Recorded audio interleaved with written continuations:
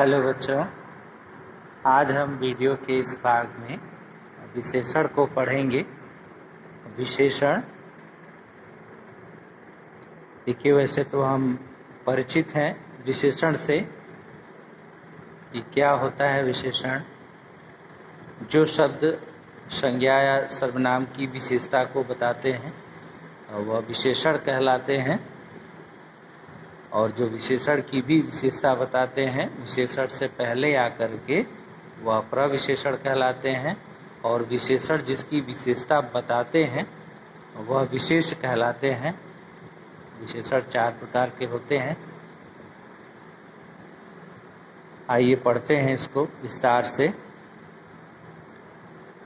मेरे घर के सामने एक हरा भरा बागीचा है, उसमें रंग बिरंगे फूल लगे हैं। बागीचे में कई आम के पेड़ भी हैं, उस पर मीठे आम लगे हैं। बगीचे में ऊंचे झूले भी हैं। तो इस गद्यांश में जो रंगीन शब्द हैं वह किसी न किसी संज्ञा शब्द के गुणों का वर्णन कर रहे हैं तथा उनकी विशेषता बता रहे हैं कि बगीचा कैसा है, उसमें क्या क्या है। अतः ये शब्द संज्ञा शब्दों की विशेषता बताने के कारण विशेषण बन गए हैं। यानी जो शब्द संज्ञा सर्वनाम की विशेषता बताते हैं वह विशेषण कहलाते हैं। और ये शब्द जो है यहाँ पर हरा भरा बागीचा की विशेषता और रंग बिरंगे ये फूल की विशेषता बता रहे हैं। फूल कैसे हैं? रंग बिरंगे हैं। और बागीचे में आम है, कई आम हैं, कई आम के पेड़ हैं और उस पर मीठे आम लगे हुए हैं। कैसे आम लगे हुए? आम की विशेषता है भाई मीठे हैं, बड़े हैं, छोटे हैं, खट्टे हैं। तो मीठे यानी ये विशेषता है जो बता रहे हैं आम की। और बगीचे में ऊंचे झूले भी हैं, झूले की विशेषता है कि वह ऊंचा है। तो ये सारे शब्द जो है ये विशेषण है। कह रहा उपयुक्त गद्यांश में सभी रंगीन शब्द किसी न किसी संज्ञा शब्द के गुणों का वर्णन कर रहे हैं तथा उनकी विशेषता बता रहे हैं कि बगीचा कैसा है, उसमें क्या क्या है। अतः ये शब्द संज्ञा शब्दों की विशेषता बताने के कारण विशेषण बन गए हैं। अर्थात हम ये कह सकते हैं कि जो शब्द संज्ञा या सर्वनाम की विशेषता बताते हैं उन्हें विशेषण कहते हैं। विशेषण जिस शब्द की विशेषता बताते हैं उन्हें विशेष कहते हैं। कि यहाँ विशेषण हरा भरा ये शब्द जो है विशेषण है। और यह किसकी विशेषता? यहाँ पर देखिए विशेष क्या दिया? बगीचा। यानी बगीचे की विशेषता कौन बता रहा है? हरा भरा। बगीचा कैसा है? हरा भरा है। तो हरा भरा क्या हो जाएगा? यह विशेषण हो जाएगा और विशेष जो है बगीचा हो जाएगा, क्योंकि बगीचा ही हरा भरा है। रंग बिरंगे फूल, तो फूल क्या है? विशेष है और रंग बिरंगे विशेषण है। कई क्या है? यह विशेषण है। और पेड़ क्या है? विशेष है। मीठे आम, तो आम विशेष हो गया, मीठे विशेषण हो गया। ऊंचे झूले विशेष हो गया और ऊंचे जो है या विशेषण हो जाएगा। अब प्रविशेषण मैंने अभी बताया आपको कि प्रविशेषण जो विशेषण से भी पहले आकर के विशेषण की विशेषता को बताते हैं वह प्रविशेषण है। इन वाक्यों को ध्यान से पढ़िए। यह पुस्तक बहुत रोचक है। यह पुस्तक बहुत रोचक है। पुस्तक रोचक है। रोचक क्या है? विशेषण है। और विशेषण से पहले भी ये बता रहा है कि रोचक कैसा रोचक? कम रोचक, ज़्यादा रोचक, अधिक रोचक, यानी बहुत रोचक है। तो ये बहुत क्या है? ये प्रविशेषण है, क्योंकि ये विशेषण की विशेषता बता रहा है। साहिल काफ़ी समझदार है। तो काफ़ी क्या है? यह प्रविशेषण है, क्योंकि यह साहिल के गुण को बता रहा है। साहिल क्या है? समझदार है, तो गुणवाचक विशेषण है। तो यहाँ पर यह काफ़ी जो है विशेषण की भी विशेषता बता रहा है कि काफ़ी समझदार है, तो यह प्रविशेषण है काफ़ी। आइए आगे देखते हैं। इन वाक्यों में बहुत और काफ़ी प्रविशेषण है। ये क्रमशः रोचक तथा समझदार विशेषण शब्दों की विशेषता बता रहे हैं। प्रविशेषण शब्द विशेषण शब्दों की भी विशेषता बताते हैं। जो विशेषण शब्द विशेषण शब्दों से पहले लगकर उनकी विशेषता बताते हैं उन्हें प्रविशेषण कहते हैं। कुछ प्रविशेषण शब्द इस प्रकार हैं, यानी कुछ ये प्रविशेषण है, मूलतः यह प्रविशेषण शब्द हैं। अति, अत्यंत, बहुत, काफी, बड़ा, कम आदि। अब विशेषण के भेद देखिए, हम लोग विशेषण जान गए, विशेष्य को और प्रविशेषण को। अब हम जानते हैं विशेषण के भेद को कि विशेषण मुख्यतः होते कितने हैं। तो विशेषण के मुख्यतः 4 भेद हैं। कौन कौन है? पहला गुणवाचक विशेषण, दूसरा संख्यावाचक, तीसरा परिमाणवाचक। तो पहले देखते हैं हम गुणवाचक विशेषण को। जो विशेषण शब्द अपने विशेष के गुण, दोष, आकार, दशा, स्वाद, काल, आकार, गंध, अवस्था आदि को बताते हैं, उन्हें गुणवाचक विशेषण कहते हैं। उदाहरण, टोकरी में ताजी सब्जियां हैं, छोटा बच्चा खेल रहा है, राहुल ईमानदार लड़का है, मेघा ने सुंदर चित्र बनाया। तो यहाँ ताजी, छोटा, ईमानदार, सुंदर सभी क्या हैं? ये गुणवाचक विशेषण हैं।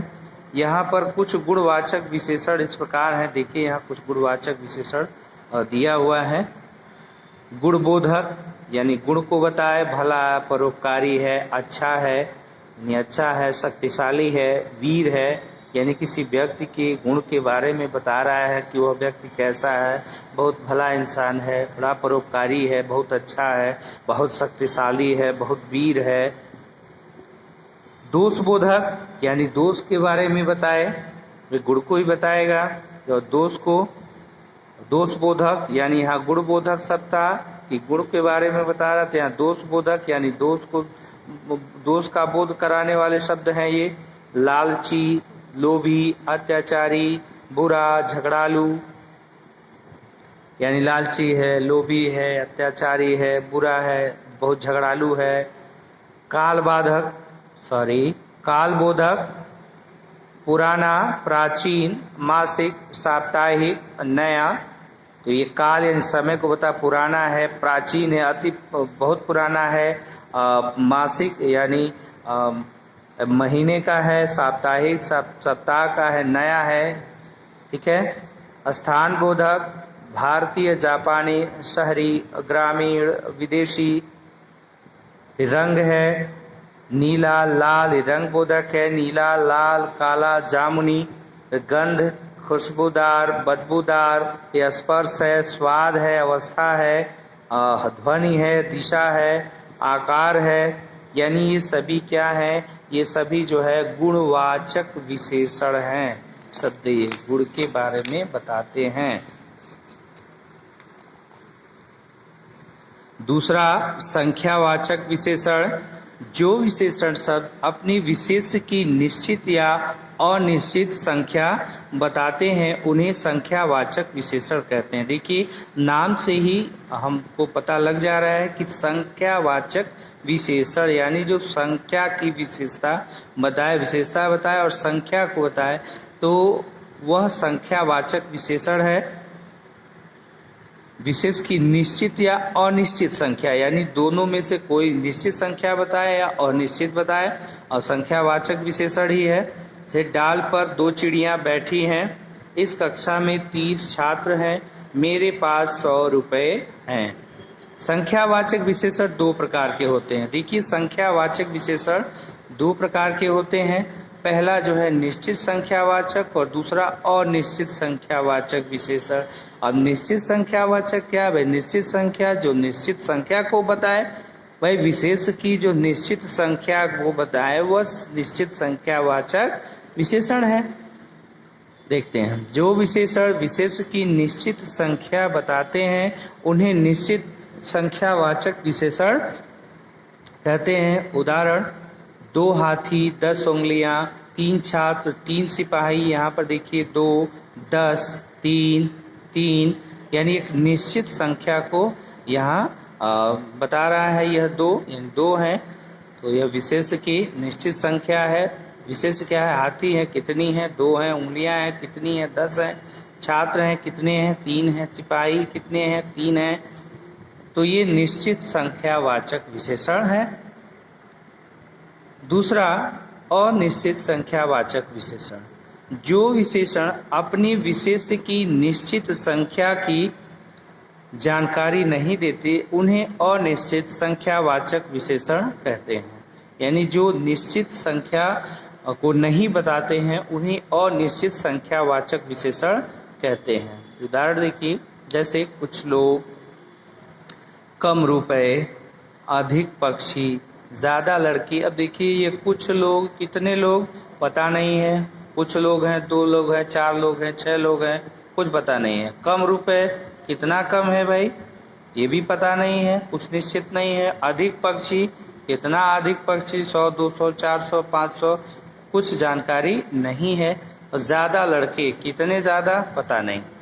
यानी अनिश्चित संख्यावाचक विशेषण ये कहलाएंगे। कुछ, कम, अधिक और ज़्यादा अनिश्चित संख्यावाचक विशेषण हैं, क्योंकि इनसे लोग, रुपए, पक्षी तथा लड़के की निश्चित संख्या मालूम नहीं होती। कुछ संख्यावाचक विशेषण इस प्रकार हैं: दूसरा, शतक, 8, 3, कुछ, कम, ज़्यादा, अधिक आदि। तीसरा है परिमाणवाचक विशेषण। तो परिमाणवाचक विशेषण, जो विशेषण शब्द अपनी विशेष के माप, तोल तथा परिमाण की जानकारी देते हैं उन्हें परिमाणवाचक विशेषण कहते हैं। उदाहरण, मम्मी 3 किलो दाल लाई, मुझे 10 मीटर कपड़ा चाहिए, 2 लीटर दूध दे दो, टब में थोड़ा पानी है। यानी परिमाण को बताए।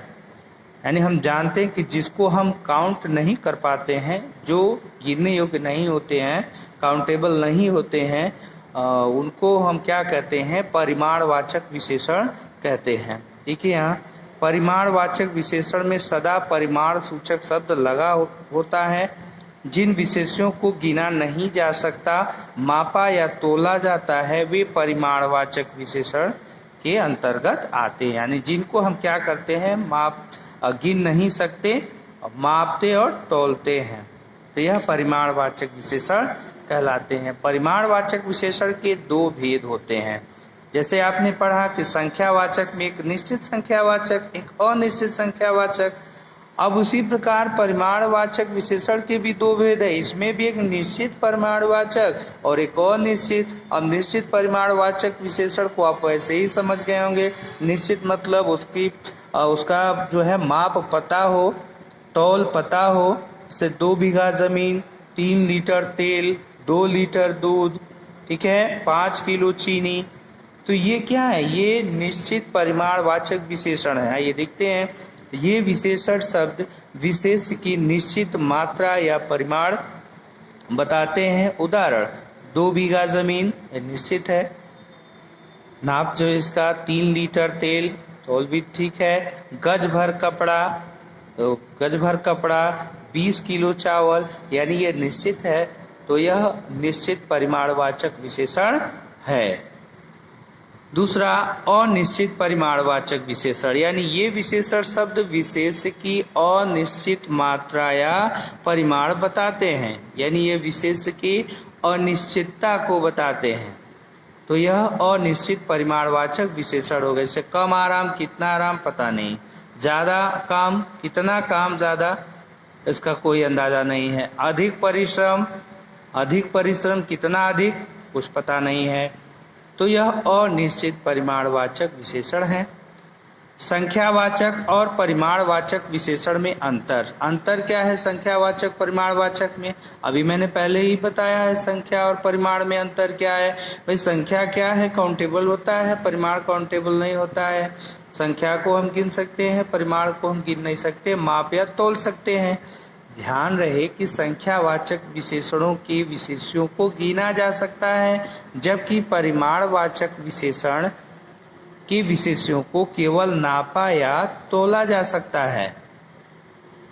अब हम चौथा देखते हैं, सार्वनामिक विशेषण। सार्वनामिक विशेषण, जब कोई सर्वनाम शब्द किसी संज्ञा शब्द से पहले लगकर उसकी विशेषता बताते हैं या उसकी ओर संकेत करते हैं, उन्हें सार्वनामिक विशेषण कहते हैं। उदाहरण, हमारा विद्यालय बहुत बड़ा है। तुम्हारी पुस्तक कहाँ है? मेरा घर निकट ही है, उसका भाई मेरा सहपाठी है। उपरोक्त सभी वाक्यों में हमारा, तुम्हारी, मेरा और उसका मूल रूप से सर्वनाम है, पर संज्ञा शब्द से पूर्व आकर वह उस संज्ञा शब्द से जुड़कर उसकी विशेषता बता रहे हैं तथा उसके बारे में जानकारी दे रहे हैं। इसलिए ये सार्वनामिक विशेषण है। भाई, सार्वनामिक विशेषण नाम से भी सार्वनामिक विशेषण, सर्वनाम है और विशेषण है। ये कब होता है? जब संज्ञा से पहले सर्वनाम आ करके उस संज्ञा की विशेषता को बताता है या उसकी तरफ संकेत करता है, तो यह क्या है? उसको हम सार्वनामिक विशेषण कहते हैं। वहाँ पर सर्वनाम जो है सार्वनामिक विशेषण में बदल जाता है। कुछ शब्द मूल रूप से विशेषण ही होते हैं, मूलतः विशेषण होते हैं। उदाहरण जैसे अच्छा, यानी अच्छा है तो अच्छा ही है। बुरा, बुराई को बता रहा है। मोटा, मोटापा को। पतला, पतलेपन को। नाटा, नाटे को, छोटे को। लंबा, लंबाई को। चौड़ाई, उच्च, ऊंचा, नीचा, चतुर, चालाक, तीव्र, धीमा आदि। कुछ विशेषण शब्द संज्ञा, सर्वनाम, क्रिया तथा अव्यय में उपसर्ग या प्रत्यय जोड़कर बनाए जाते हैं। अरे कुछ विशेषण शब्द को हम क्या करते हैं? संज्ञा, सर्वनाम, क्रिया तथा अव्यय में उपसर्ग और प्रत्यय लगा करके हम उसको बना लेते हैं। जैसा कि हम पहले भी जानते हैं कि हम पीछे पढ़े हैं कि शब्द बनाने के लिए जो है उपसर्ग प्रत्यय का प्रयोग करते हैं हम। ये शब्द निर्माण के अंतर्गत ही आते हैं। और जैसा कि हम संज्ञा में ही पढ़े हैं कि भाववाचक संज्ञा को हम, कुछ तो मूलतः भाववाचक संज्ञा शब्द होते हैं, लेकिन कुछ को हम क्या करते हैं? संज्ञा में, सर्वनाम में, विशेषण में और क्रिया में और अव्यय में प्रत्यय जोड़ करके हम भाववाचक संज्ञा बना लेते हैं। तो ऐसे ही यहाँ पर विशेषण बना हुआ है संज्ञा से। तो दया है, आलू प्रत्यय लगा हुआ है, दयालु है। कृपा में आलू, कृपालु है। और उसी प्रकार यहाँ परोपकार में ई प्रत्यय होगा, परोपकारी होगा। इसमें आलू प्रत्यय है, ईर्ष्यालु हो गया ईर्ष्या से। और घमंड में ई प्रत्यय, घमंडी। तो और भी शब्द ऐसे दिए हुए हैं। इसमें प्रत्यय या उपसर्ग लगाकर संज्ञा से विशेषण बन गया है। तो कैसे बना है? इसमें उपसर्ग या प्रत्यय जुड़ा हुआ है। इसी प्रकार हम सर्वनाम से भी बना लेते हैं।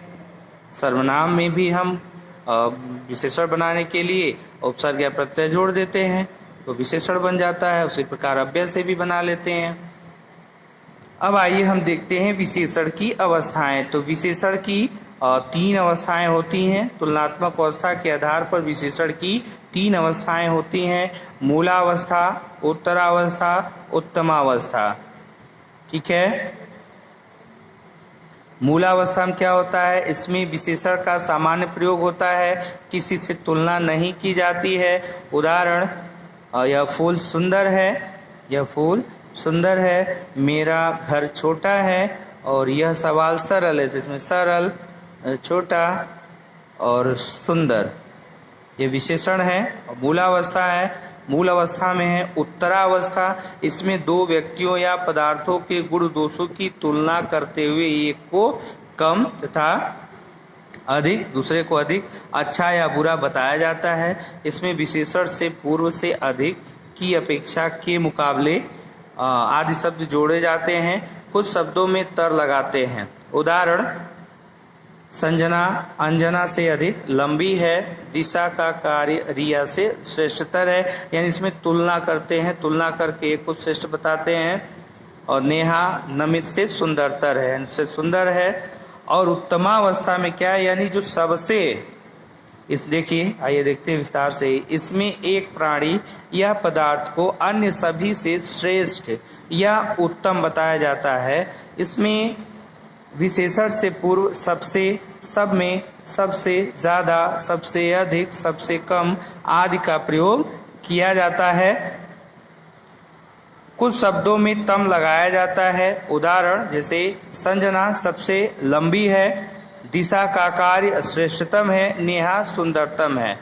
यानी मूलावस्था, उत्तरावस्था और उत्तमावस्था। ये हम यहाँ समझ लेते हैं। उदाहरण दिया हुआ है, चतुर यानी चालाक, और चतुरतर यानी इससे भी चालाक, और चतुर्थम यानी सबसे चालाक।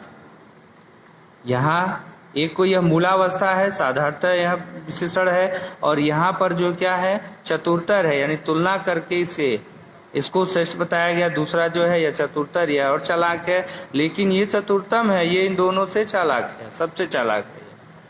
तो ऐसे और भी शब्द यहाँ दिया हुआ है, इसको आप समझ लेंगे। तो स्टूडेंट, आज के वीडियो में बस इतना ही। ये चैप्टर आपका समाप्त हुआ। अब आगे के भाग को लेकर के हम फिर उपस्थित होंगे नेक्स्ट वीडियो में। So student, take care, bye bye.